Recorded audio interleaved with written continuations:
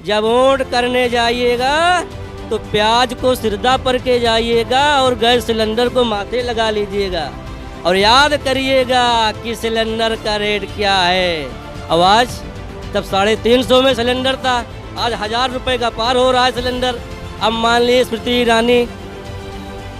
स्मृति ईरानी गायब हो गई, मोदी जी गायब हो गए, अमित शाह जी भी लेके सिलेंडर बैठा करते थे, वो भी बेचारे नहीं बैठ रहे हैं।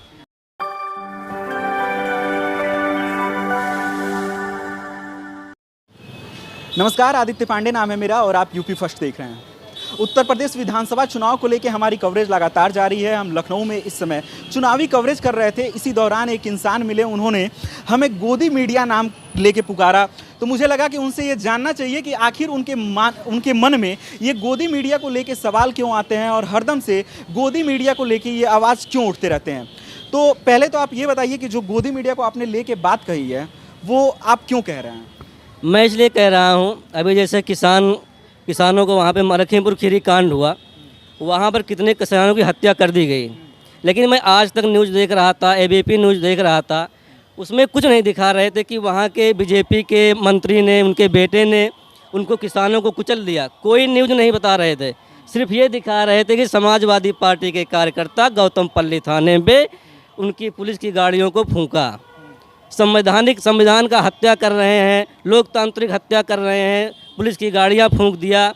लेकिन हम उनके मुंह से एक शब्द नहीं सुना कि यहाँ बीजेपी के नेता या उनके मंत्री ने किसानों की हत्या कर दी, ये गलत किया। जबकि वहाँ पर उल्टा दिखा रहे हैं कि किसानों ने मंत्री के बेटे और उनके साथियों को पीटा।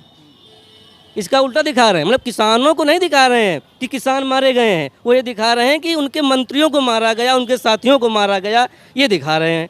तो मैं इसलिए गोदी मीडिया कह रहा हूँ कि अगर आप पत्रकारिता करते हैं तो पत्रकारिता का मतलब है आप उचित जो है सही बोलिए, जो दोनों पक्षों में जो हुआ है उसको सही बात दिखाइए, ये नहीं कि एक पक्ष की बात दिखाई जाए। अब लीजिए अडानी के बंदरगाह पे कहाँ पे कितने केजी का जो है हीरोइन चरस जो पकड़ा गया, कहीं पे उसका कुछ नहीं हुआ। शाहरुख खान के बेटे आर्यन खान को ले लीजिए, अब पता नहीं कहा सुट्टा मारा कि नहीं मारा और उसको इतना बड़ा हवाला बना दिया गया। सुट्टा नहीं, ड्रग्स को लेके बात। हाँ, वही जो भी है, ड्रग्स में जो हुई है, मतलब पता नहीं। तो आपको क्या लगता है कि मतलब ड्रग्स पे बात हो तो क्या उसको मीडिया ना दिखाए? नहीं, बिल्कुल दिखाए, लेकिन अडानी वाला मामला क्यों नहीं दिखाया गया इतना? उसको भी दिखाया जाता। तो मतलब दोनों, अडानी यह है कि मोदी के बहुत करीब है, इसलिए उसको छुपा दिया गया। अडानी को लेके जो आप ड्रग्स वाली बातें कह रहे हैं, ये कब हुआ था? ये मुश्किल 1 आध महीना पहले की बात है। हमने भी न्यूज़ पर देखा था, गूगल पे देखा था, जो आते हैं। न्यूज़ पे देखा था आपने? गूगल पर जो नोटिफिकेशन आते हैं, इस पर देखा था मैंने। आपको क्या लगता है कि जो हर खबरें दिखाई जाती हैं आपको वो सारी सच होती है? ये व्हाट्सएप यूनिवर्सिटी वाला ज्ञान तो नहीं है? नहीं, ये यूनिवर्सिटी ज्ञान तो नहीं है, बट ये है कि न्यूज़ कुछ ना कुछ तो सही रहता है। जैसे कि एक व्हाट्सएप यूनिवर्सिटी चलता है अपने यहाँ, और ये व्हाट्सएप यूनिवर्सिटी इतने भयानक रूप से फैला हुआ है कि कब किसको क्या दिखा दिया जाए इसका कोई भरोसा नहीं है। एक बहुत ही बड़ी नेता हैं, मैं नाम नहीं लेना चाहूँगा, वो कह रही हैं कि हमारे देश की जो आज़ादी है वो 99 साल के लिए लीज पे ली गई है। तो ये व्हाट्सएप यूनिवर्सिटी के ज्ञानों को जो आप लोग हर जगह रखते हैं, क्या आपको लग रहा है कि मतलब ये सही बात है और इसको मीडिया ने दबा दिया? नहीं, इसके बारे में मुझे कोई पता नहीं है। मतलब कि आपको कंफर्म नॉलेज नहीं है, लेकिन आप मीडिया को ब्लेम कर रहे हैं? नहीं, मीडिया को भी, मतलब जो देख रहा हूँ, साक्षात जो देख रहा हूँ अपनी आंखों से, न्यूज़ चैनल जो मैं देख रहा हूँ, टीवी पर देख रहा हूँ, जो कि मेरे आंखों जो अपने साक्षात प्रैक्टिकली बता रहा हूँ आपको मैं। हम किसी की सुनी हुई बात नहीं, इसको खुद हमने न्यूज़ पर देख कर अनुभव किया है, उसको मैं बता रहा हूँ। अभी आजकल देखिए डीजल पेट्रोल का रेट देखिए कहाँ से क्या पहुँच गया। यही मोदी जी, स्मृति ईरानी लेके सिलेंडर और कहते थे, भाषण देते थे, भाइयों बहनों जब वोट करने जाइएगा तो प्याज को सिरदा पर के जाइएगा और गैस सिलेंडर को माथे लगा लीजिएगा और याद करिएगा कि सिलेंडर का रेट क्या है। आवाज़ तब 350 में सिलेंडर था, आज 1000 रुपये का पार हो रहा है सिलेंडर। अब मान लीजिए स्मृति ईरानी गायब हो गई, मोदी जी गायब हो गए, अमित शाह जी भी लेके सिलेंडर बैठा करते थे, वो भी बेचारे नहीं बैठ रहे हैं। तो सब क्या है? आज महंगाई कहाँ पर है? अगर किसानों की हत्या क्यों न करे, किसान को क्यों मारा जा रहा है?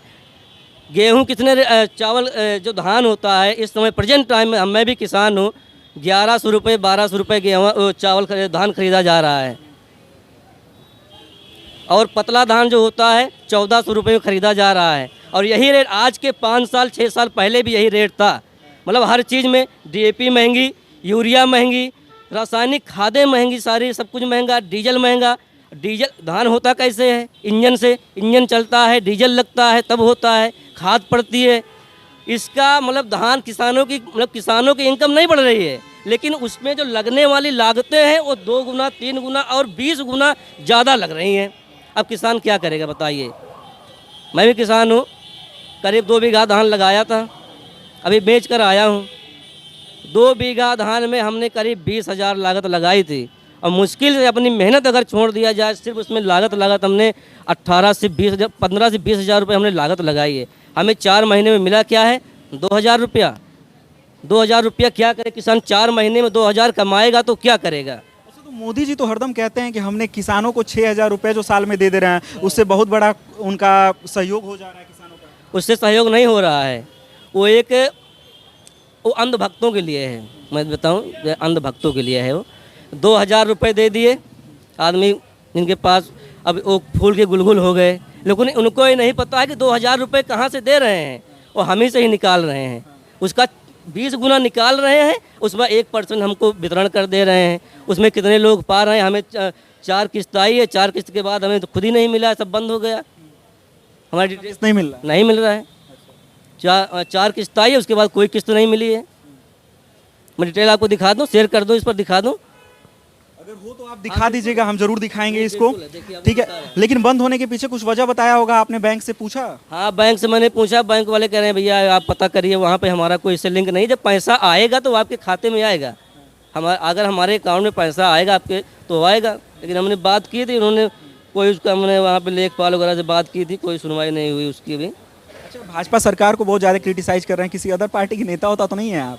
हमें किसी पार्टी से कोई लिंक नहीं है, हमें किसी पार्टी से कोई लिंक नहीं है। जो अच्छा करेगा वो अच्छा कहा जाएगा, जो बुरा करेगा वो कहा जाएगा बुरा। पत्रकारिता पे ऐसे ही सवाल उठता रहेगा? अगर पत्रकारिता में बिल्कुल, अगर पत्रकारिता अच्छी नहीं हुई तो सवाल तो हमेशा उठता रहेगा। हाँ। अच्छा, आपका फेवरेट पत्रकार कौन है? अब फेवरेट तो मेरे लिए सभी से अच्छे हैं, जो भी है सही है। लेकिन मैं जहाँ तक देखता हूँ, जैसे मैं रवीश कुमार को देखता हूँ, जब कांग्रेस सरकार थी तब मैं यूट्यूब पर मैं देखता हूँ उस सरकार की 2012, 13, 14 की मैं देखता हूँ। रवीश कुमार तब भी बोलता था सरकार के जो गलत नीतियों पे, हमेशा अपने वो बोलता था। वो ऐसा नहीं है कि यहाँ जो बीजेपी की ही गलत नीतियों पे बोल रहा है, रवीश कुमार कांग्रेस की भी गलत नीतियों पर सवाल उठाता था। वो गलत नहीं है। आज जब बीजेपी वाले कहते हैं, अन्य पत्रकार वाले कहते हैं रवीश कुमार उनका कांग्रेस का दलाल है, तो दलाल नहीं है। रवीश कुमार कांग्रेस सरकार में भी उसकी गलत नीतियों पर आवाज़ उठाता था। क्या आपको लगता है उनको छोड़ के बाकी कोई सरकार से सवाल नहीं करता है? नहीं करता है। अच्छा, मतलब कि कोई उनके सवाल करे, सवाल कैसे करेगा? सवाल करने की जब औकात होगी तो सवाल करेगा ना। सवाल कैसे करेगा? अगर सवाल करेगा तो चैनल का लाइसेंस निरस्त हो जाएगा। अभी जब देखा था, जब योगी सरकार बनी थी स्टार्टिंग में, तो कितने लोगों के लाइसेंस निरस्त हो गए थे, चैनल वालों के बंद हो गए थे, लाइसेंस उनका निरस्त कर दिया गया था। तो डर है ना। हमारे मीना बाज़ार के मालिक हैं, अब ये मालिक हैं, अब मालिक कह रहे हैं नहीं भैया आपको जो है कोई आदेश दिए हैं, आपको ये करना है, हमको पैसा दे रहे हैं तो हम तो वही करेंगे, जो कहेंगे मालिक हमारे कहेंगे वही करेंगे, अपने मन से नहीं करेंगे ना। तो मतलब दूसरा चैनल वाला जो नहीं बिका, अब रवीश कुमार नहीं बिका है, वो उनके गलत नीतियों पे बोलता है, कांग्रेस की भी गलत नीतियों पे बोलता था, और बीजेपी के भी गलत नीतियों पे बोलता है वो। लेकिन इसको लोग कहते हैं कि नहीं वो कांग्रेस का दलाल है, तो ये गलत चीज़ है। अगर कोई सही सरकार से करता है, बिल्कुल विपक्ष नहीं करता, सरकार। हाँ बिल्कुल। अच्छा भैया, आप भी आइए आइए आइए। ये यहाँ पे कुछ सवाल उठा के और इधर से निकल गए।